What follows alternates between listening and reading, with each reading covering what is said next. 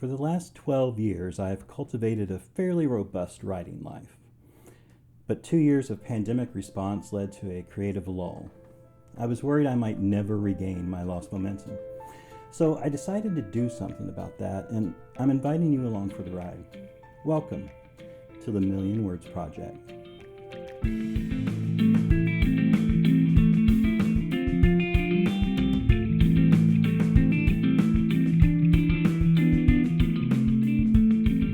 Welcome to the Million Words Project, an online shared experiment where I attempt to write 1 million words over the next 12 months. I'm Eric Sheridan Wyatt, an author, ghostwriter, creativity educator, and proprietor of Words Matter Creative Writing.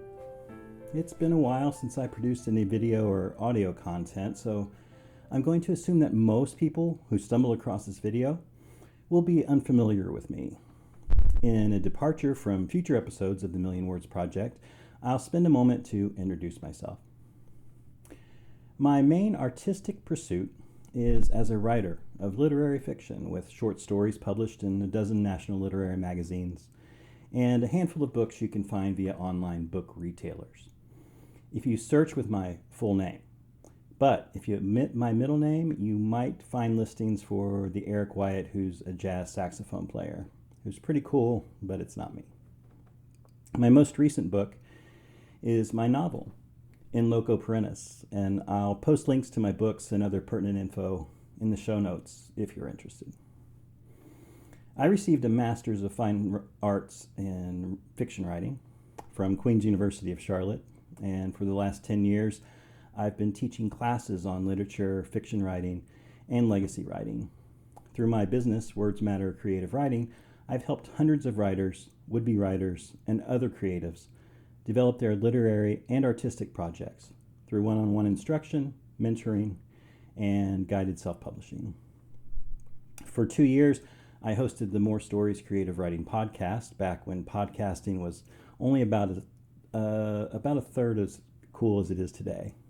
I'm also a professional ghostwriter, helping people tell their life story as a literary legacy for their children, grandchildren, and community.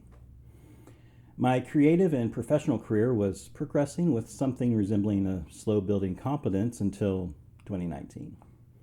Like many of you, the worldwide response to the COVID pandemic jerked the rug right out from under me, in more ways than one.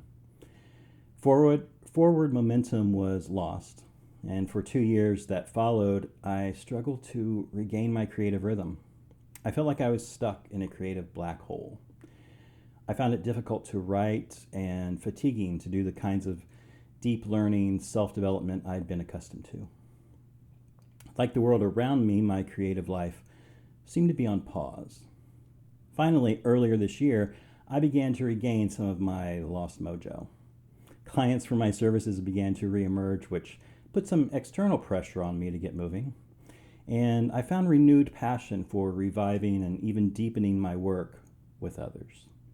I was also getting into a deeper self-study, or deeper study of myself, as a person in general, but particularly the role of art, teaching, and connecting with others in my personal development.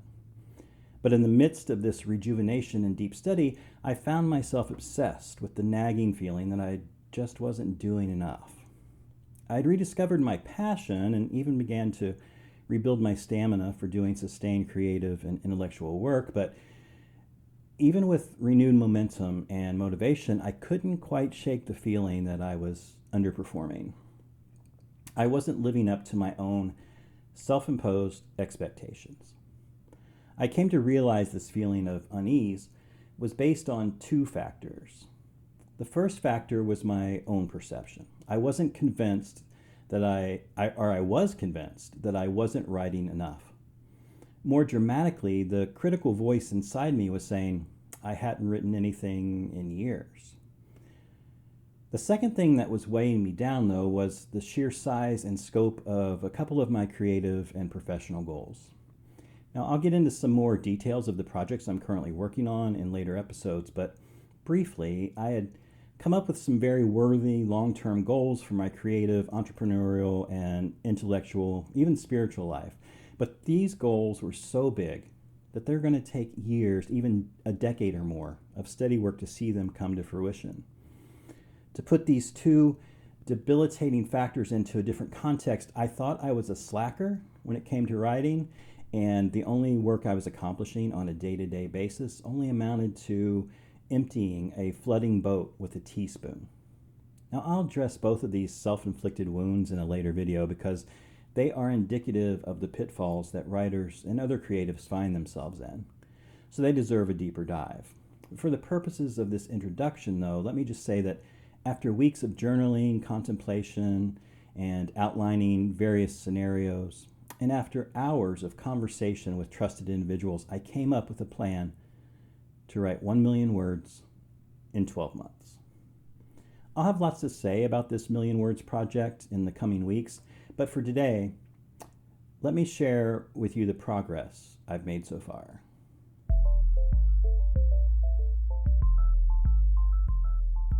For the last 2 weeks, I've been keeping closer track of my writing activities. Every day I pay attention to the writing work I've done in 5 specific categories.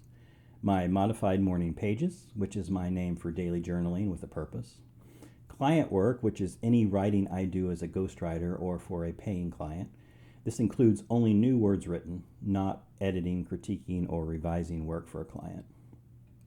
Fiction writing, which is also only new words written, not revising or editing my works in progress.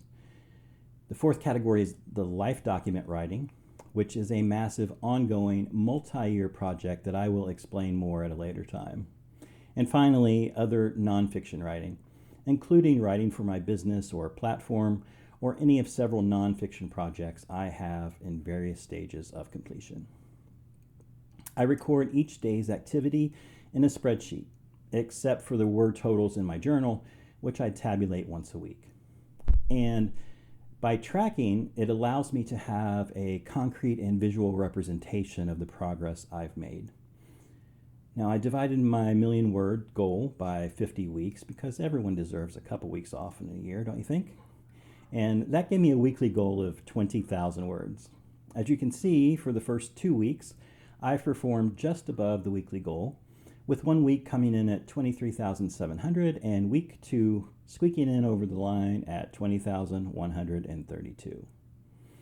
From the pie chart, you can see the breakdown of activity. A majority of the writing I've done the last 2 weeks was work on my life document project, and with journaling coming in second place. Obviously, missing from my 2-week totals is the category of fiction writing, and that's a whole other video, but we'll get to it soon. For now, though, the Million Words Project update is this. 2 weeks in, and I'm progressing slightly above the pace necessary for successful completion of this challenge. As I move forward, I'm going to be using this information to not only monitor my progress toward the goal, but also to help me adjust my writing balance to meet my long-term objectives. Which brings us to this week's topic.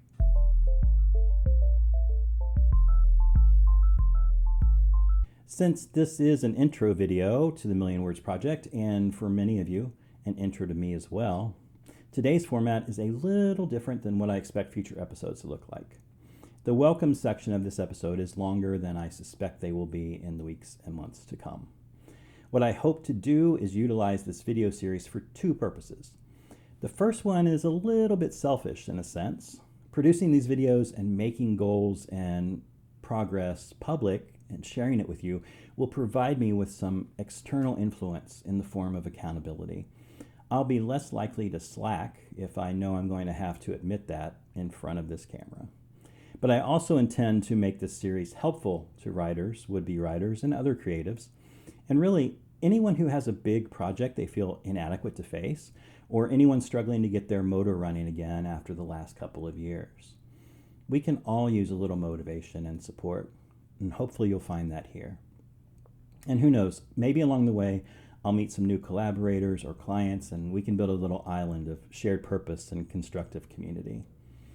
In the coming weeks, in addition to reporting my progress, I'll also dig a little deeper into topics that I think will be helpful for me to remember and relearn, and that you might find valuable too. Maybe I'll even find a word or two that inspires you, which is why the next segment is called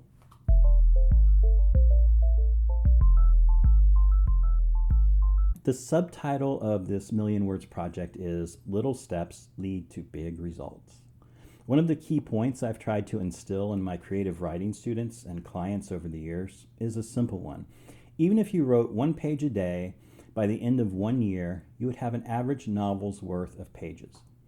The only way to finish a book is to start with the first page. The only way to finish the first page is to start with the first paragraph. The first paragraph is to start with the first sentence. And the only way to finish that first sentence is to start with the first word. Yes, there will be loads of editing and revision and other work to do, but you can't do any of that work until you have pages to work with. A few words become a paragraph, becomes a chapter, becomes book 1 of a best-selling trilogy that's later adapted into a movie critically acclaimed. Your favorite author wrote their book 1 word at a time, slowly, steadily accumulating pages. Little steps lead to big results. Maybe you're not a writer at all, but you have a big project or long-term goal that seems unattainable from where you stand right now. Take a few little steps. You'll be closer to your goal. You'll pick up momentum, and over time, the finish line will be in sight. The reason I'm sharing this journey with you is to encourage myself to keep moving forward step by step. And I hope I can inspire you, regardless of what you're working on, regardless of what you hope to achieve, to take the next little step and then another and another.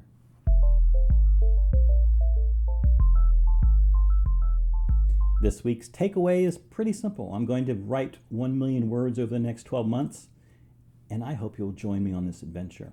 Along the way, I will do my best to share my ups and downs and hopefully find a word or two that will encourage you in whatever creative, philanthropic, entrepreneurial, or other growth-oriented project you find that stokes the fires of passion and energy inside of you. It would be an honor if you would join me in this quest.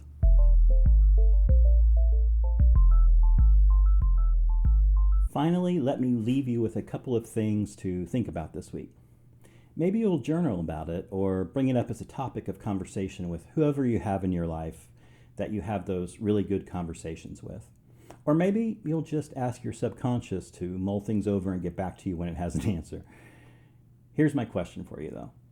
Is there a project that you've always wanted to accomplish but it seems too daunting?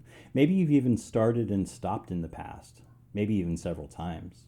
Is there something your inner critic has convinced you that you can't do? Revisit those thoughts and feelings this week and figure out if the inner critic is really right. And maybe consider how tracking your progress and being mindful of small goals might provide the data to help you shut that inner critic up long enough for you to see some real results. Over the coming weeks and months, we'll talk more about these topics and explore all sorts of concepts in addition to tracking my progress towards 1 million words.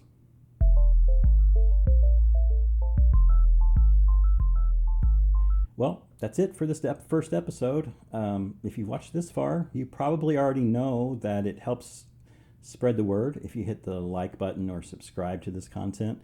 And if you want to continue the discussion in the comments section or connect with me in other ways, you'll find that information below.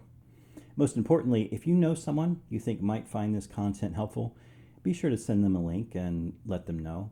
Sharing, as they say, is caring. Thank you so much for sticking with me. I hope to see you again soon.